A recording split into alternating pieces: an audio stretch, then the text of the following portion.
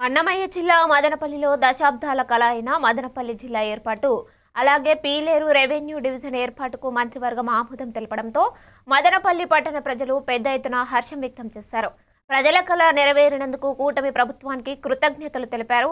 మదనపల్లి ప్రజల తరపున ముఖ్యమంత్రి నారా చంద్రబాబు నాయుడు, ఉప ముఖ్యమంత్రి పవన్ కళ్యాణ్, మంత్రి నారా లోకేష్, మదనపల్లి శాసనసభ్యులు షాహజాన్ బాషా, మాజీ శాసనసభ్యులు దొమ్మలపాటి రమేష్లకు ప్రత్యేక ధన్యవాదాలు తెలిపారు.